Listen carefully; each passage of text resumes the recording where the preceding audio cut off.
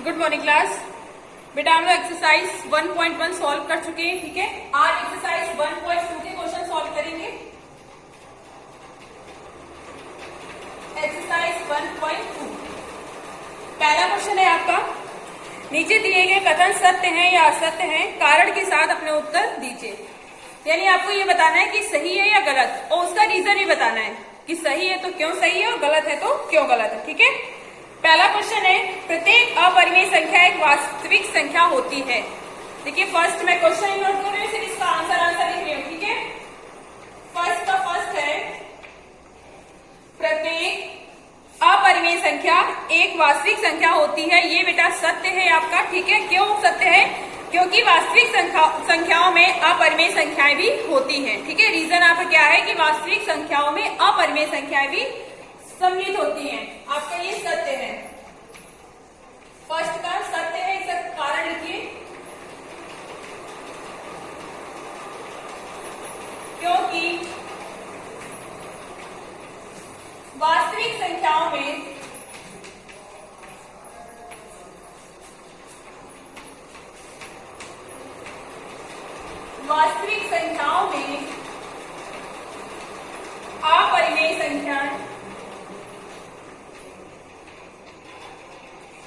अपरिमेय संख्याएं भी होती हैं।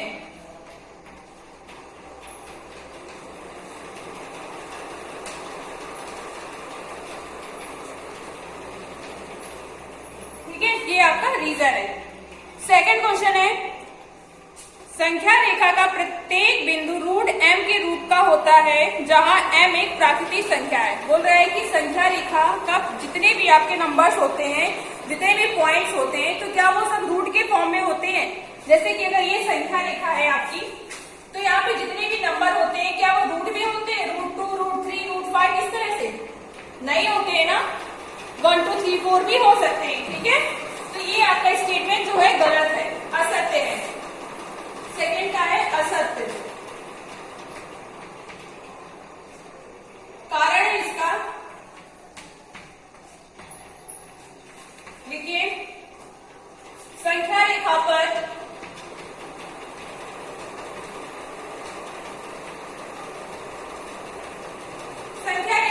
दोनों ऋणात्मक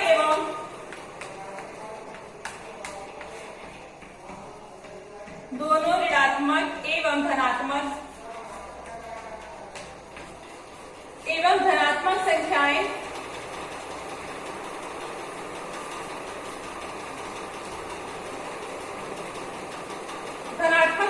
होती हैं, परंतु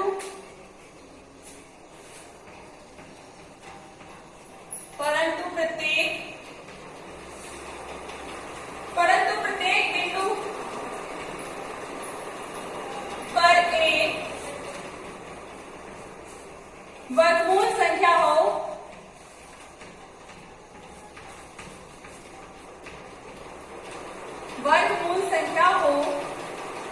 यह संभव नहीं है।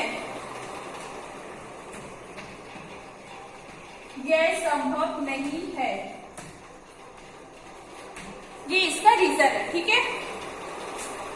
थर्ड क्वेश्चन है आपका, फर्स्ट का थर्ड, प्रत्येक वास्तविक संख्या एक अपरिमेय संख्या होती है। बोला गया है जितनी भी आपकी वास्तविक संख्या होती है वो सारी अपरिमेय संख्या होती है। ये भी कथन आपका असत्य है। क्यों असत्य है? क्योंकि बेटा देखिए जो वास्तविक संख्याएं आपकी है 1, 2, 3, 4, 5, 6 जितनी भी हम अगर लेते हैं तो क्या सब एक अपरिमेय संख्या है। अगर हम संख्या 4 लेते हैं, ठीक है, जैसे 4 आपकी वास्तविक संख्या, अगर इसका वर्गमूल निकालते हैं तो ये आता है 2, जो कि 2 क्या है? एक परिमेय संख्या है, ये अपरिमेय संख्या नहीं है, ठीक है। तो ये भी स्टेटमेंट आपका रॉन्ग है, असत्य है।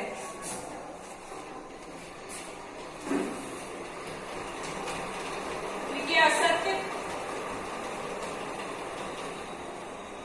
कारण इसका लिखिए,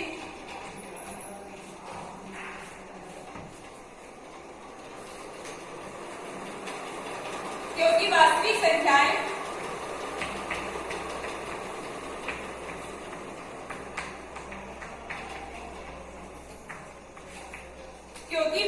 संख्याओं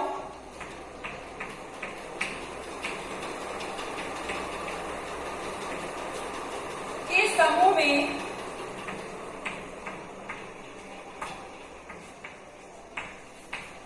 परिमेय संख्या, परिमेय संख्याएं एवं अपरिमेय संख्याएं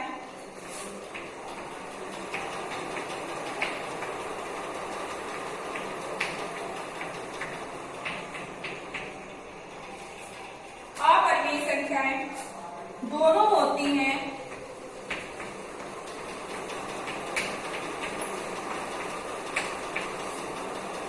केवल अपरिमेय संख्या नहीं होती है।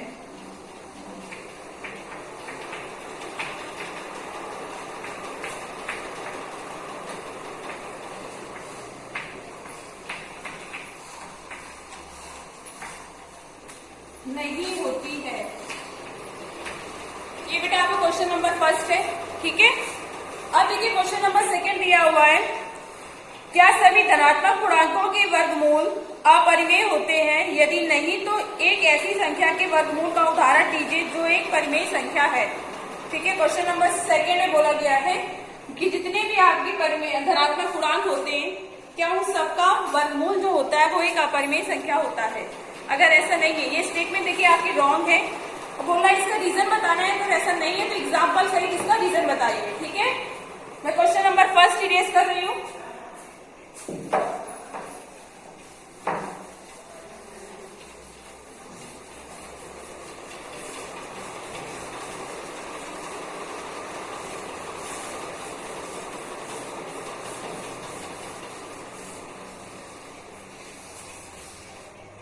देखिए सेकंड का आंसर लिखिए।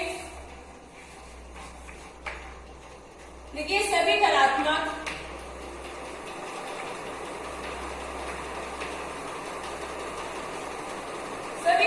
पूर्णांकों के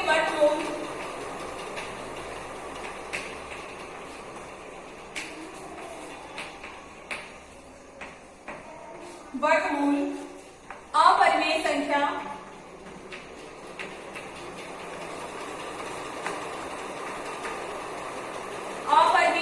नहीं होते हैं।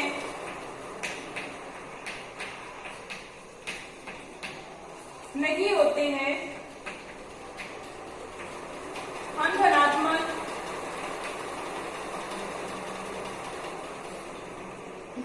पूर्णांक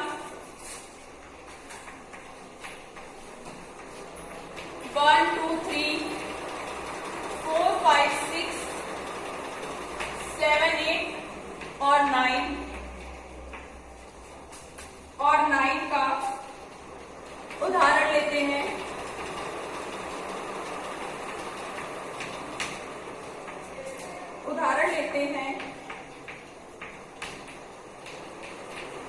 देखिए बेटा इससे आपसे बोला गया है कि सबका वर्गमूल, जैसे हम 1 का वर्गमूल निकालेंगे तो क्या आएगा 1 आएगा, जो कि क्या है एक परिमेय संख्या है।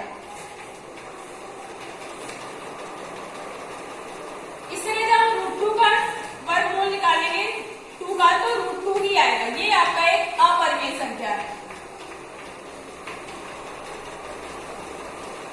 इस तरह √3 का निकालेंगे तो √3 आएगा, ये भी एक अपरिमेय संख्या है।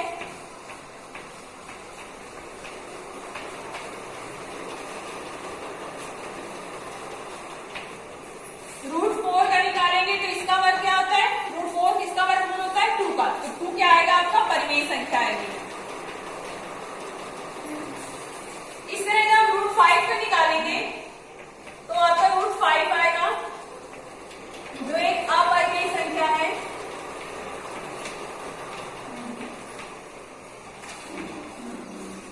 √6 का निकालेंगे √6 आएगा। इस तरह √7 का √7, √8 का आपका आएगा 2√2, ठीक है, एंड √9 का आएगा 3।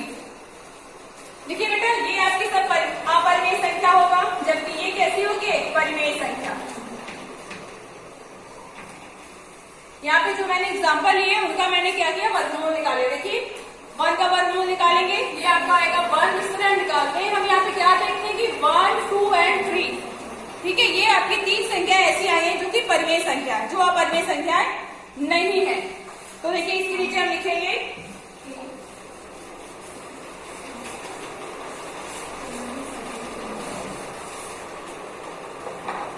लिखेंगे उपरोक्त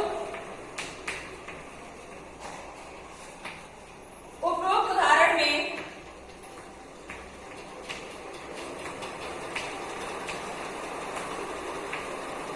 हम देखते हैं कि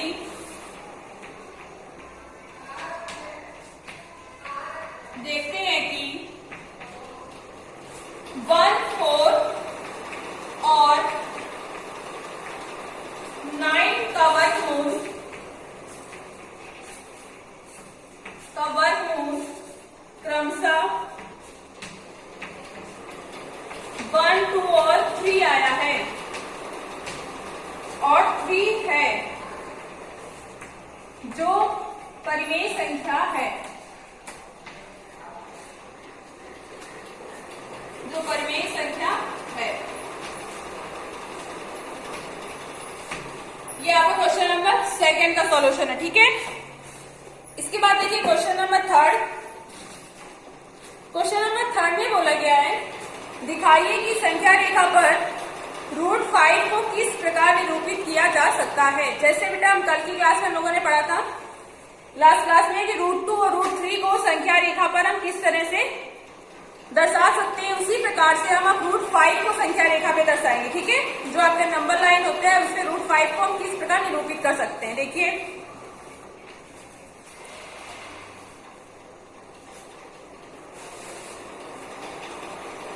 इसको मैं इरेज कर दूं तो क्या होगा आप लोगों का,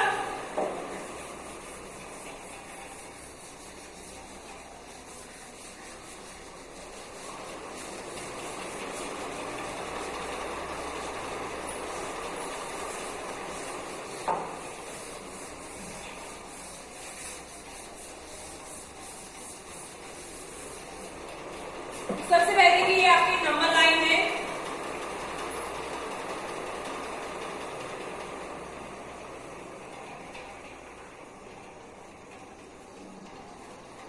ये आपको पता है 0 होता है, ये 1 एंड 2, इस तरह से -1 एंड -2, ठीक है। जो हम लोगों ने √2 को संख्या रेखा में दर्शाया था तो हमने क्या किया था, यहाँ से डिस्टेंस 1 लिया था और यहाँ पर भी हमने 1 लिया था, 1 सेंटीमीटर ही लिया था, ठीक है, 1 सेंटीमीटर। ये अगर ये पॉइंट A है तो ये पॉइंट B लेंगे और जब O को हम B से ज्वाइन करेंगे क्योंकि पाइथागोरस थ्योरम अप्लाई करेंगे तो ये आपका आएगा √2, ठीक है। क्या आएगा, ये √2 आएगा। अगर ऐसे नहीं निकालना चाहते हैं तो सबसे पहले हम यहाँ पे क्या करेंगे, पाइथागोरस थ्योरम अप्लाई करेंगे। देखिए O से लेकर O और A के बीच की डिस्टेंस जो है वो 1 सेंटीमीटर है। इस तरह से A और B की डिस्टेंस क्या है, 1 सेंटीमीटर। अगर आप हमें OB निकालना है तो पाइथागोरस थ्योरम का अप्लाई करेंगे, ठीक है। देखिए दिया हुआ है यहाँ पे हम क्या करेंगे, OA = 1 इकाई लेंगे, इस तरह से हम AB भी 1 इकाई लेंगे, ठीक है। अब समकोण त्रिभुज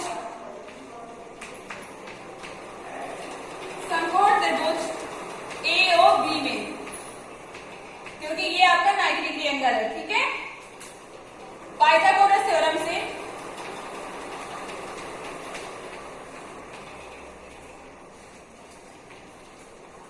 प्रमेय से क्या हो जाएगा, यहां से OB² बराबर OA² + AB², ठीक है।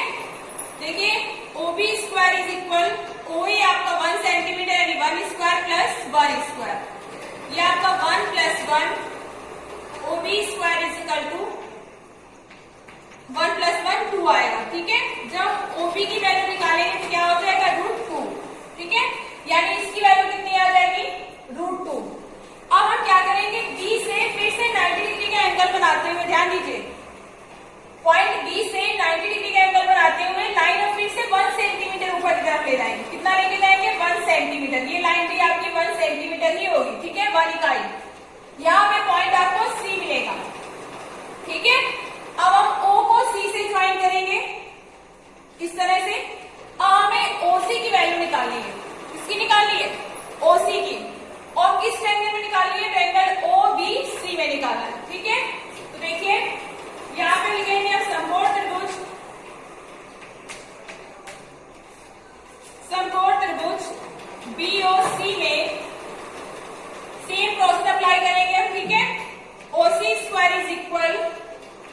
स्क्वायर प्लस BC स्क्वायर, ठीक है। OC square is equal, OB आपका आया है √2 का स्क्वायर प्लस 1 स्क्वायर, ओके। यहां देखिए OC स्क्वायर इज इक्वल हो जाएगा, देखिए √2 का स्क्वायर करेंगे तो आपका 2 आएगा, 2 plus 1, OC square is equal 3 and OC is equal √3, यानी इसकी वैल्यू कितनी आ गई √3, ठीक है। उसके बाद देखिए यहाँ से फिर से हम 1 सेंटीमीटर में लाइन ऊपर की तरफ लेके जाएंगे 90 डिग्री का एंगल बनाते हुए, ये भी आपकी 1 सेंटीमीटर की होगी। यहाँ पे पॉइंट आपका D मिलेगा, कौन सा पॉइंट मिलेगा? D पॉइंट, ठीक है।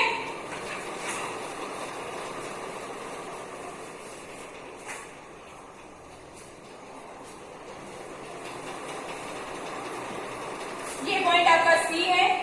जब यहाँ से 1 सेंटीमीटर हम लेके जाएंगे तो यहाँ पे पॉइंट आपका D मिलेगा, ये 90 डिग्री एंगल होगा। D को हम O से ज्वाइन करेंगे इस तरह से, ठीक है। अब हमें क्या निकालना है? OD निकालना है। OD निकालने के लिए देखिए यहाँ पे लिखेंगे समकोण त्रिभुज, समकोण त्रिभुज COD में, देखिए यहाँ से हो जाएगा OD square is equal OC square plus BC square, ठीक है। देखिए बेटा OC आपका √3 आया है, √3 स्क्वायर प्लस ये 1 square, OD square is equal, तो OD स्क्वायर इज इक्वल √3 का स्क्वायर करेंगे 3, 1 का करेंगे 1 आएगा, ठीक है। OD स्क्वायर इज इक्वल 4 और OD इज इक्वल टू √4, यानी कि कितना आ जाएगा? 2 आएगा। कितना आएगी वैल्यू? 2 आएगी, ठीक है। देखिए वैल्यू आपकी 2 आएगी, ये वैल्यू कितनी आएगी? 2 आएगा, ठीक है। यानी इसकी OD की वैल्यू हमें कितनी मिल गई? 2 मिली है। अब ये हमें √5 बनाना है, तो √5 के लिए हम क्या करेंगे? देखिए फिर से 1 सेंटीमीटर आगे पॉइंट लेके जाएंगे E तक, ये पॉइंट E है आपका मिलेगा, ये भी 1 सेंटीमीटर होगा। E को O से ज्वाइन करेंगे। अब फाइनली हमें OE निकालना है, ठीक है। तो देखिए OE निकालने के लिए हम क्या करेंगे? लिखेंगे समकोण त्रिभुज, समकोण त्रिभुज EOD में या DOE में भी लिख सकते हैं, ठीक है। DOE में ये हो जाएगा आपका OE square is equal OD square plus ED square. OD आपका 2 आया है, 2 स्क्वायर प्लस 1 स्क्वायर, ठीक है। ये हो जाएगा OE स्क्वायर इज इक्वल 2 2 जा 4 plus 1, OE square is equal 5, तो OE इज इक्वल √5, ठीक है। यानी इसकी वैल्यू कितनी आई आपकी? √5 आई है। अब हम क्या करेंगे बेटा ध्यान दीजिए, अब हमें क्या करना है? O को केंद्र मानना है, ठीक है। O को केंद्र मानना है और OE आपको त्रिज्या लेना है। आपको कंपास यहाँ रखना है, पेंसिल यहाँ रखना है और इस तरह से आपको देखिए चाप लगाना है, इस तरह से आपको चाप लगाना है। जब चाप आप इस तरह से लगाएंगे तो आपका ये 2 के बाद आएगा, ठीक है। और जहां पे नंबर लाइन को कट करेगा यहाँ पे पॉइंट आपका E डैश मिलेगा और यही आपका √5 होगा। क्या होगा यहाँ पे? √5 स्थित होगा, ठीक है। किस तरह से करना है? O को केंद्र मानना है और OE आपको त्रिज्या लेनी है, ठीक है। यहाँ से आप देखिए पेंसिल आप यहाँ रखेंगे, कंपास यहाँ रखेंगे, उस तरह चाप लगाएंगे तो चाप आपका 2 के बाद में आएगा। यहाँ पे पॉइंट आपको E डैश मिलेगा, ठीक है। जहां पे E डैश पॉइंट होगा वहीं पे आपका √5 होगा, ठीक है। यहाँ पे लिख लीजिए। अब O को केंद्र मानकर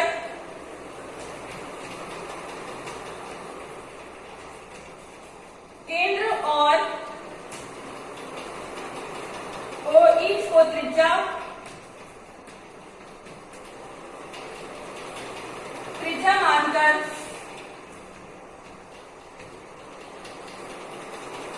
मानकर एक चाप खींचेंगे,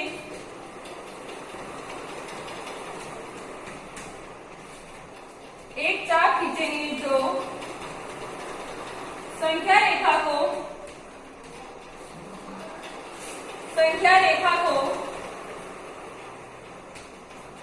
OE डैश पर प्रतिच्छेद करेगा इंगित करता है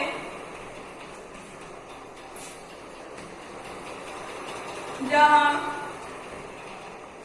OE is equal OE dash is equal √5 है।